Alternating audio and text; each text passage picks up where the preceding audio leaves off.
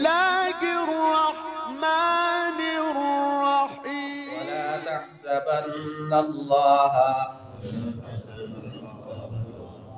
اور خیال نہ کرو اللہ کے بارے میں، غافلا عما يعمل الظالمون، کہ وہ غافل ہے ان کاموں سے جو ظالم کرتے ہیں، انما یؤخرهم، بے شک وہ ان کو مہلت دیتا ہے، لیوم، اس دن کے لیے، تشخص فیہ الابصار، جس دن آنکھیں اوپر کی طرف اٹھی رہ جائیں گی، مہطعین، وہ دوڑنے والے ہوں گے، مقنعی رؤوسہم، اپنے سروں کو اٹھائے ہوں گے، لا یرتد الیہم طرفہم، نہیں پلٹے گی ان کی طرف ان کی نگاہیں، وَأَفْئِدَتُهُمْ هَوَاءٌ، اور ان کے دل اڑ رہے ہوں گے، وَأَنذِرِ النَّاسَ، اور آپ ڈراتے رہیں لوگوں کو، یوم یأتیہم العذاب،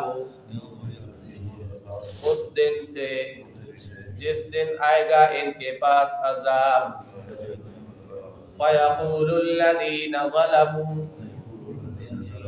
بس ظالم لوگ کہیں گے، ربنا، اے ہمارے رب، اخرنا الى اجل قریب، ہمیں مہلت دے دے تھوڑے وقت کے لیے، نجب دعوتک، تاکہ ہم قبول کریں تیری دعوت، ونتبع الرسل، اور ہم پیروی کریں رسولوں کی، اولم تکونوا، کیا تم نہیں تھے، اقسمتم، قسمیں کھاتے، من قبل، اس سے پہلے، ما لکم من زوال، کہ تمہارے لیے زوال نہیں ہے، وسکنتم، اور تم ٹھہرے، فی مساکن الذین، ان لوگوں کے گھروں میں، ظلموا انفسہم، جنہوں نے اپنی جانوں پر ظلم کیا، وتبین لکم، اور واضح ہو گیا تمہارے لیے، کیف فعلنا بہم، کہ کیسا ہم نے سلوک کیا ان کے ساتھ، وضربنا لکم الامثال، اور ہم نے بیان کی تمہارے لیے مثالیں، وقد مکروا مکرہم، اور تحقیق انہوں نے تدبیر کی اپنی تدبیر، وعند اللہ مکرہم، اور اللہ کے پاس ہے ان کی تدبیر، وَإِن كَانَ مَكْرُهُمْ، اگرچہ ان کی تدبیر ایسی تھی،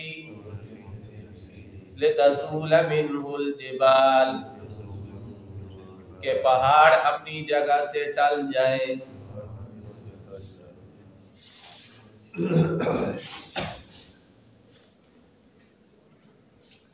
پچھلی آیات کریمہ کے اندر حضرت ابراہیم علیہ السلام کی دعا کا تذکرہ تھا، ربنا انک تعلم ما نخفی وما نعلن، اور اس سے پہلے ربنا انی اسکنت من ذریتی بواد غیر ذی زرع عند بیتک المحرم، کہ اللہ میں نے اپنی اولاد کو بے آب و گیا وادی کے اندر چھوڑا ہے تاکہ نماز قائم کرے، اب اے اللہ فجعل افئدۃ من الناس، لوگوں کے دل ان کی طرف مائل کر دے تاکہ لوگ ان کی طرف آئیں، لوگ آئیں گے تو تجارت ہوگی تو رزق کے وسائل وافر مقدار میں ملیں گی، وارزقہم من الثمرات لعلہم یشکرون، ربنا انک تعلم ما نخفی وما نعلن، اے اللہ تو جانتا ہے جس چیز کو ہم چھپاتے ہیں اور جس کو ہم ظاہر کرتے ہیں، اور اللہ پر کوئی چیز مخفی نہیں ہے، نہ زمینوں میں اور نہ ہی آسمانوں میں۔ پھر ابراہیم علیہ السلام نے اللہ کی تعریف بیان فرمائی، الحمدللہ الذی وہب لی علی الکبر اسماعیل و اسحاق، تمام تعریفیں اس اللہ کے لیے جس نے بڑھاپے کے اندر مجھے اسماعیل اور اسحاق جیسے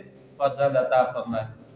کیوں؟ ان ربی لسمیع الدعاء، ابراہیم علیہ السلام نے دعا فرمائی کہ رب ہب لی من الصالحین، تو اللہ نے قبول فرمایا، اے اللہ مجھے بنا دے اور میری اولاد کو بھی نماز قائم کرنے والا بنا دے، یعنی نماز کی شرائط کے ساتھ نماز ادا کرنے والا بنا دے۔ ربنا وتقبل دعا، اور اے اللہ ہماری دعاؤں کو قبول فرما۔ ربنا اغفر لی ولوالدی، اے اللہ مجھے بخش دے اور میری اولاد کو بخش دے اور تمام مومنوں کو بخش دے، یوم یقوم الحساب، جس دن حساب قائم ہوگا۔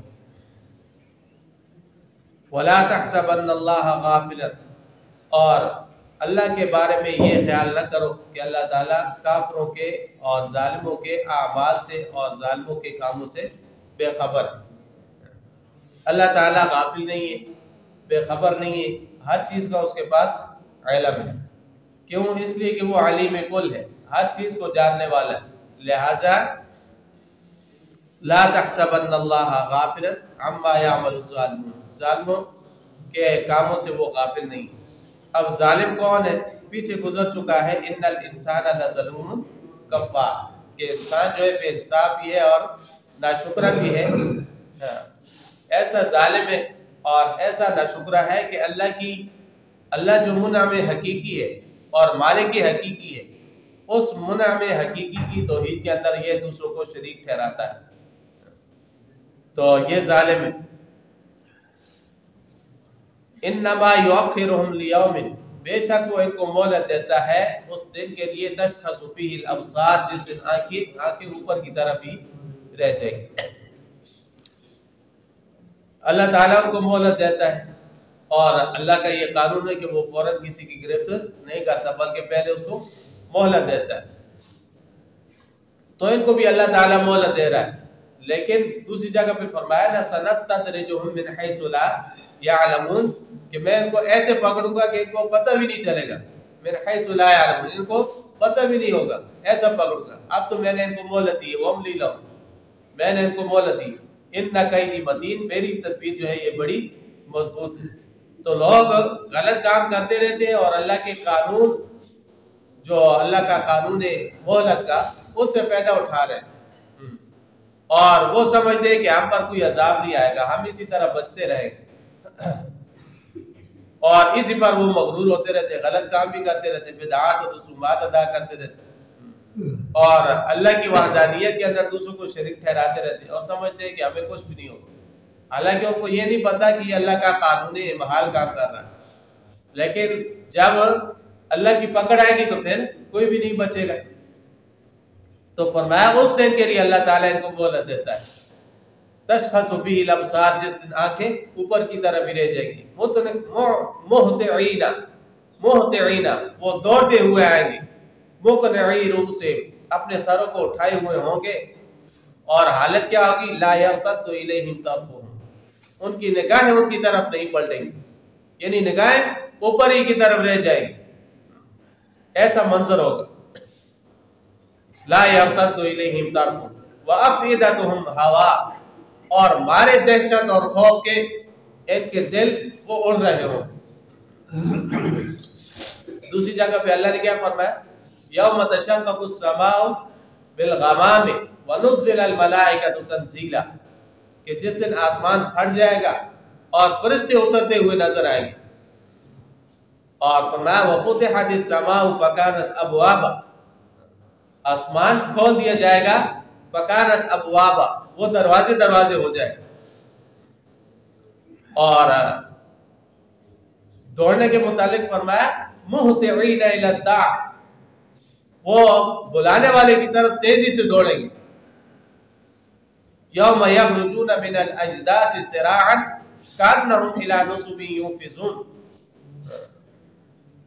جس دن یہ قبروں سے اٹھیں گے اور اتنی تیزی سے دوڑیں گے، گویا کانہم الی نصب یوفضون، گویا کہ وہ شکار کے جال کی طرف جا رہے ہیں، تو یہ ان کی حالت ہوگی۔ تو اللہ فرماتے ہیں کہ اس دن کے لیے میں ان کو مہلت دے رہا ہوں. وَأَفْئِدَتُهُمْ هَوَىٰ، اور ان کے دل اڑے ہوئے ہوں گے، اڑ رہے ہوں گے. وَأَنذِرِ النَّاسَ يَوْمَ يَأْتِيهِمُ الْعَذَابُ، اور ڈراوے لوگوں کو یوم یاتیہم العذاب، اس دن سے جس دن ان کے پاس عذاب آئے. ظاہر بات ہے کہ محاسبہ اعمال ہوگا تو اس دن پھر عذاب بھی آئے گا. فَيَقُولُ الَّذِينَ ظَلَمُوا، تو ظالم لوگ کیا کہیں گے؟ رَبَّنَا أَخِّرْنَا إِلَىٰ أَجَلٍ قَرِيبٍ، اے اللہ ہمیں آپ تھوڑی سی مہلت دے دے، تھوڑی سی مہلت دے دے. اب ہم دنیا کے اندر جائیں گے تو پھر ہم اس طرح نہیں کریں گے، بلکہ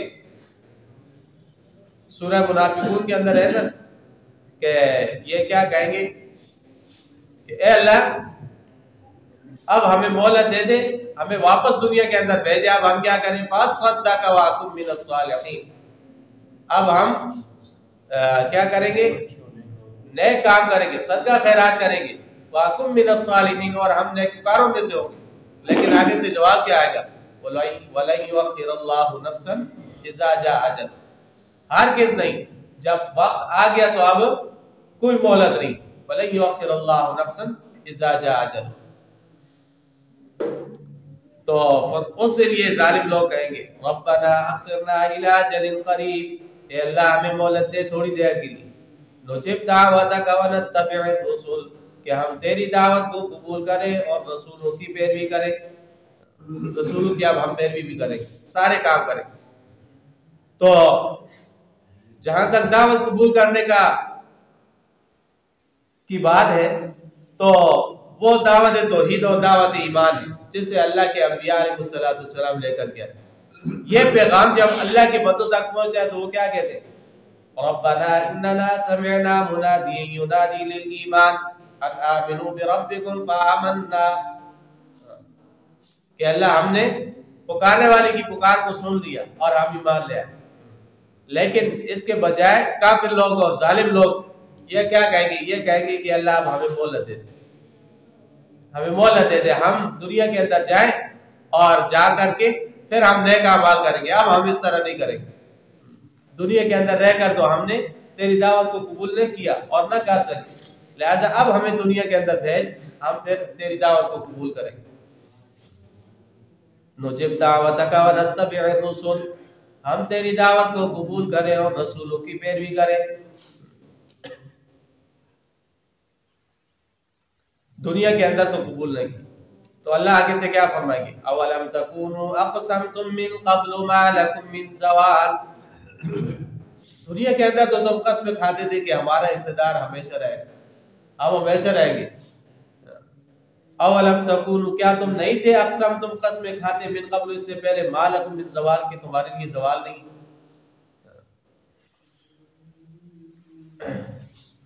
اور دوسری جگہ پہ فرمایا کہ یہ کہتے ہیں وَمَا نَحْنُ بِمُعَذَّبِينَ، ہمیں عذاب نہیں دیا جائے گا.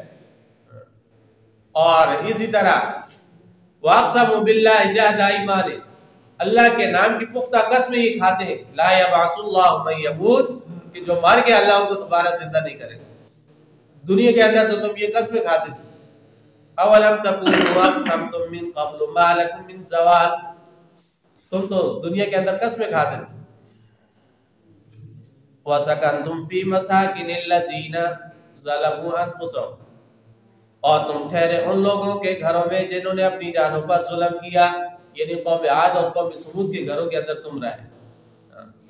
وَتَبَيَّنَ لَكُمْ، اور تمہارے لیے یہ بات واضح ہو گئی تھی، كَيْفَ فَعَلْنَا بِهِمْ، کہ ہم نے ان کے ساتھ کیسا سلوک کیا. قوم عاد، قوم فرعون، ثمود، لوط، صالح، یہ ساری کی ساری قومیں جو گزری ہیں ان کے ساتھ ہم نے کیا کیا جب انہوں نے نافرمانی کی. تو تم پر یہ بات واضح ہو چکی تھی.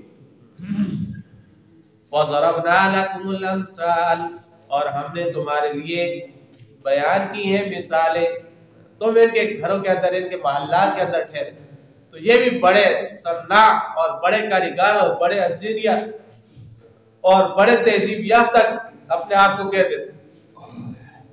لیکن جب انہوں نے نافرمانی کی اور اللہ کی طرف سے عذاب آیا تو پھر ان میں سے کوئی ایک بھی ایسا نہیں تھا جو باقی بچا. تو لہٰذا اگر تم نے بھی اس سے عبرت حاصل نہیں کی، ان بڑے بڑے محلات کے اندر تم رہ رہے ہو قوم عاد اور قوم سمود کے بڑے بڑے محلات کو تم نے اپنی آنکھوں سے دیکھا اور تم ان کے اندر رہ رہے ہو. اب اگر تم نے بھی عبرت حاصل نہ کی اور تم نے بھی نافرمانی کی تو تمہارا حشر بھی وہی ہوگا جو ان قوموں کا ہوگا. وَضَرَبْنَا لَكُمُ الْأَمْثَالَ وَقَدْ مَكَرُوا مَكْرَهُمْ اور انہوں نے تدبیر کی اپنی تدبیر. وَعِنْدَ اللَّهِ مَكْرُهُمْ اور اللہ کے پاس ہے ان کی تدبیر. مکر کا معنی پنجابی کے اندر دھوکہ، فریب، فراڈ، اور عربی کے اندر اس کا معنی ہے مخفی تدبیر. انہوں نے مخفی تدبیر چلی. وَعِنْدَ اللَّهِ مَكْرُهُمْ اللہ تو ہر چیز کو جانتا ہے، ان کی مخفی تدبیر تو اللہ کے ہاتھ ہے.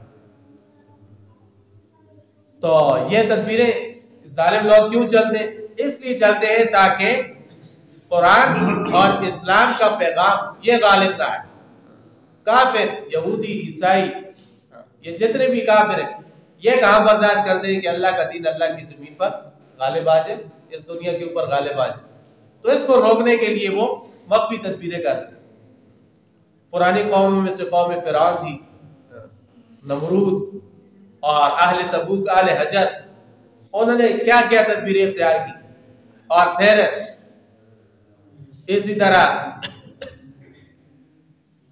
ابو جہل نے اور اسی طرح اور لوگوں نے کیسے پروگرام بنائے اس قرآن کو غالب آنے سے روکنے کے لیے. اس کو روکنے کے لیے انہوں نے بڑے بڑے پروگرام بنائے. اور یہودی، عیسائی، کفار جتنے بھی یہ سارے مل کر آج بھی یہ کوشش کرتے، دنیا بھر کے اندر یہ محنت کرتے. یونیورسٹیاں کھول دیجیے، اسکول کھول دیجیے، مفت اسپتال بنا دیجیے. تو اس طرح یہ لوگوں کو پھر لالچ دے کر، کہیں پہ عورت کا لالچ دیں گے، کہیں پر مال کا لالچ دیں گے اور لوگوں کے ایمان پر ڈاکہ ڈالیں گے، ایمان لوگوں کی خراب ہو جائے. کہتے ہیں کہ پاکستان بننے کے بعد 30 سے 40 لاکھ لوگ ایسے تھے جو عیسائی مذہب اختیار کر چکے. اور مسلمان کو اپنی ذمہ داری کا احساس ہی نہیں. وَقَدْ مَكَرُوا مَكْرَهُمْ وَعِنْدَ اللَّهِ مَكْرُهُمْ انہوں نے تدبیر کی اپنی تدبیر اور اللہ کے پاس ہے ان کی تدبیر. تو انسان ذرا سا غور کرے کہ کتنے افسوس کی بات ہے کہ کافر جتنے بھی ہے، چاہے وہ یہودی ہے، عیسائی ہے، ہندو ہے، جتنے بھی ہیں، وہ سارے کے سارے باطل مذہب پر ہوتے ہوئے اپنی کتنی محنت کر رہے ہیں. انہوں نے مغربی ممالک کے اندر اپنے نمائندے بھیجے، مبلغ بھیجے، اور وہ لوگوں کی تربیت کر رہے ہیں. اور ادھر ہمارے جو پڑھنے کے لیے باہر جاتے ہیں، برطانیہ اور امریکہ چلے جاتے ہیں اور بڑی بڑی یونیورسٹیوں میں چلے جاتے ہیں کہ اعلیٰ تعلیم حاصل کریں گے اور اعلیٰ وظائف ان کو ملیں گے. انسان دیکھے کہ وہاں سے جو واپس آئے اور کتنوں نے اپنا ایمان سلامت واپس لایا. تو ایمان سلامت واپس لانا یہ بڑا مشکل ہے. کیوں؟ اس لیے کہ مسلمان کو اپنے دین کا علم ہی نہیں، قرآن اور حدیث کا علم ہی نہیں. اس وجہ سے جو ہے یہ دوسرے ممالک میں جاتے ہیں. اگر دعوت کی محنت سے بھی، تبلیغ کے لیے بھی جاتے ہیں تو پھر بھی دوسروں کے رنگ میں رنگ کے واپس آ جاتے ہیں. تو یہ کفار کی جو ہے مخفی تدبیر ہے. اور آج تو یہ بالکل سامنے نظر آ رہی ہے کہ سعودی عرب میں کیا ہوا، تبلیغ جماعت پر پابندی لگا دی. سینما اور تھیٹر یہ کھول دیے گئے اور دعوت کے لیے پابندیاں لگا دی گئی کہ تبلیغ جماعت سعودی عرب میں کام نہیں کر سکتی. تو یہ کیا ہے؟ کفار کی مخفی تدبیریں جو وہ چالے چل رہے ہیں. اور وجہ کیا بتا دیں؟ کہتے ہیں کہ یہ کام صحابہ نے نہیں کیا، یہ صحابہ نے نہیں کیا لہذا سعودیہ کے اندر پابندی ہے. تو تھیٹر اور سینما یہ صحابہ نے کھولے تھے. اس طرح کے کام جو ہے وَقَدْ مَكَرُوا مَكْرَهُمْ وَعِنْدَ اللَّهِ مَكْرُهُمْ یہ کافروں کی مخفی تدبیریں جو وہ چل رہے ہیں. وَعِنْدَ اللَّهِ مَكْرُهُمْ وَإِنْ كَانَ مَكْرُهُمْ اگرچہ ان کی تدبیریں ایسی ہیں لِتَزُولَ مِنْهُ الْجِبَالُ کہ جس سے پہاڑ وہ ٹل جائے، پہاڑ بھی اپنی جگہ سے سرک جائے.